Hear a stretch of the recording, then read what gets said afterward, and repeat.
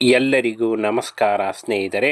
ರಾಜ್ಯದಲ್ಲಿ micro finance ಕಿರುಕುಳಕ್ಕೆ ಇದೀಗ ರಾಜ್ಯ ಸರ್ಕಾರವು ಮಹತ್ವದ ಬದಲಾವಣೆಯನ್ನು ಮತ್ತು ಘೋಷಣೆಯನ್ನು ಮಾಡಿ ಮೈಕ್ರೋ ಫೈನಾನ್ಸ್ ಕಂಪನಿಗಳಲ್ಲಿ ಸಾಲ ಇದ್ದವರಿಗೆ ಸಿಹಿ ಸುದ್ದಿ ನೀಡುವ ಮೂಲಕ ನೆಮ್ಮದಿ ಕೊಟ್ಟಿದೆ. ಹೌದು, ಮೈಕ್ರೋ ಫೈನಾನ್ಸ್ ಕಂಪನಿಗಳು ಸಾಲಗಾರರಿಗೆ ಕಿರುಕುಳ ಕೊಟ್ಟರೆ ಅವರು ಮಾಡಿರುವ ಸಾಲ ಮನ್ನಾ ಆಗಲಿದೆ ಎಂದು ಇದೀಗ ಸರ್ಕಾರ ಮಹತ್ವದ ಘೋಷಣೆ ಮಾಡಿದೆ. ಬನ್ನಿ ಇದರ ಬಗ್ಗೆ ಕಂಪ್ಲೀಟ್ ಮಾಹಿತಿ ವಿಡಿಯೋದಲ್ಲಿರುತ್ತೆ. ವಿಡಿಯೋನ ಕೊನೆವರೆಗೆ ನೋಡಿ.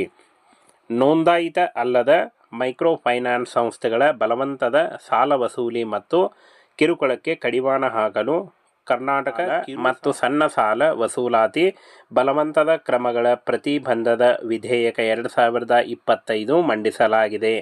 ಅನಧಿಕೃತ ಹಾಗೂ ನೋಂದಾಯಿತ ಅಲ್ಲದ ಮೈಕ್ರೋ ಫೈನಾನ್ಸ್ ಹಾಗೂ ಲೇವಾದೇವಿಯವರ ಸಾಲಗಾರನಿಂದ ಬಲವಂತದ ವಸೂಲಿಗೆ ಪ್ರಶ್ನಿಸುವುದು ನಿಷಿದ್ಧವಾಗಿದೆ.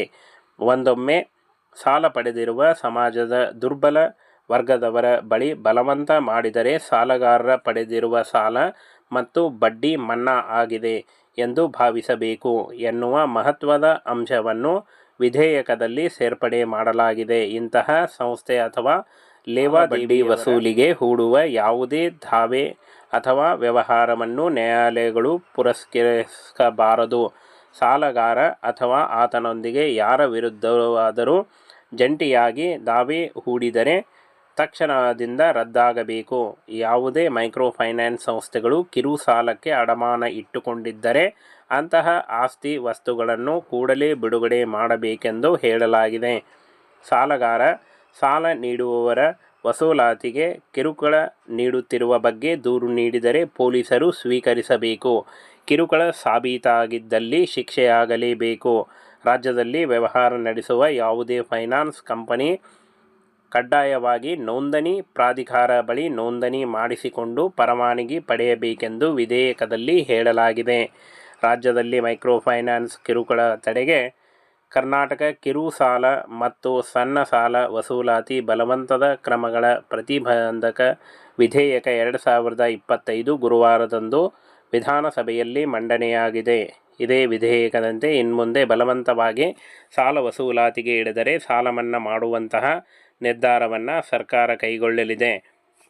ಸಾಲ ಹಾಗೂ ಬಡ್ಡಿ ಮನ್ನಾ ಆಗಿದೆ ಎಂದು ಭಾವಿಸಬೇಕೆಂಬ ಮಹತ್ವದ ಅಂಶ ವಿಧೇಯಕ ಒಳಗೊಂಡಿದೆ. ಇದಷ್ಟೇ ಅಲ್ಲದೆ ಇಂತಹ ಸಂಸ್ಥೆ ಮತ್ತು ಅಥವಾ ಲೇವಾದೇವಿಯವರಾದ ಸಾಲ ಬಡ್ಡಿ ವಸೂಲಿಗೆ ಹೂಡುವ ಯಾವುದೇ ಒಂದು ವ್ಯವಹಾರವನ್ನು ನ್ಯಾಯಾಲಯವು ಪುರಸ್ಕರಿಸಬಾರದು. ಸಾಲಗಾರ ಅಥವಾ ಆತನೊಂದಿಗೆ ಯಾವ ವಿರುದ್ಧವಾಗಿಯೂ ಜಂಟಿಯಾಗಿ ದಾವೆ ಹೂಡಿದರೆ ತಕ್ಷಣದಿಂದ ರದ್ದಾಗಬೇಕು. ಮೈಕ್ರೋ ಫೈನಾನ್ಸ್ ಸಂಸ್ಥೆಗಳು ಕಿರು ಸಾಲಕ್ಕೆ ಅಡಮಾನ ಇಟ್ಟುಕೊಂಡಿದ್ದರೆ ಅಂತಹ ಆಸ್ತಿ ವಸ್ತುಗಳನ್ನು ಕೂಡಲೇ ಬಿಡುಗಡೆ ಮಾಡಬೇಕೆಂಬುದಾಗಿ ಸ್ಪಷ್ಟಪಡಿಸಿದೆ.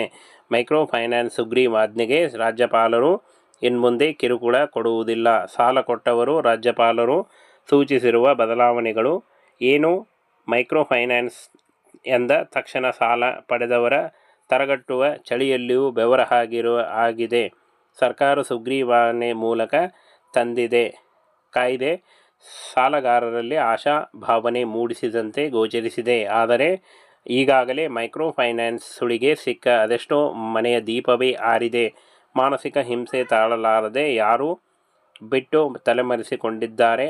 ಇನ್ನು ಕೆಲವರಿಗೆ ಭಯ, ಮಾನಸಿಕ ಹಿಂಸೆ ಸಹಿಸಿಕೊಂಡಂತೆ ಜೀವನ ಸಾಗಿಸುವುದೇ ಹಾಗಾದರೆ ಸಂತ್ರಸ್ತರಿಗೆ ಈಗಲೇ ಪರಿಹಾರ ಸಿಕ್ಕಿಬಿಡುತ್ತಾ? ಇಷ್ಟಕ್ಕೂ ಮೈಕ್ರೋ ಫೈನಾನ್ಸ್ ಆದವರಿಗೆ ಬಡವರೇ ಟಾರ್ಗೆಟ್ ಆಗಿದ್ದು, ಬಡವರಿಗೆ ಸಾಲ ನೀಡಿದರೆ ಅಸಲು ಜೊತೆಗೆ 2 ಪಟ್ಟು ಬಡ್ಡಿ ವಸೂಲಿ ಮಾಡುವುದು ನಿಷಿದ್ಧವಾಗಿದೆ. ಇದರ ಪರವಾಗಿ ಹೋರಾಟ ಮಾಡುವವರು ಯಾರೂ ಇಲ್ಲ ಎಂಬ ನಂಬಿಕೆ ಹೀಗಾಗಿದ್ದು, ಸಾಲ ನೀಡಿ ವಸೂಲಾತಿ ಮಾಡುತ್ತಾ ಬದುಕನ್ನು ಮೂರಾಬಟ್ಟೆಯಾಗಿ ಸುತ್ತ ಬರಲಾಗುತ್ತಿದ್ದು, ಮೈಕ್ರೋ ಫೈನಾನ್ಸ್ ಸಾಲ ನೀಡುತ್ತವರಿಗೆ ನಿನ್ನೆಯಷ್ಟೇ ಅಲ್ಲ ಬಹಳಷ್ಟು ವರ್ಷಗಳಿಂದ ಇಂತಹದ್ದೇ ದಂಧೆ ನಡೆಯುತ್ತದೆ. ಈಗ ಅದಕ್ಕೆಲ್ಲ ಬ್ರೇಕ್ ಹಾಕಿರುವ ರಾಜ್ಯ ಸರ್ಕಾರ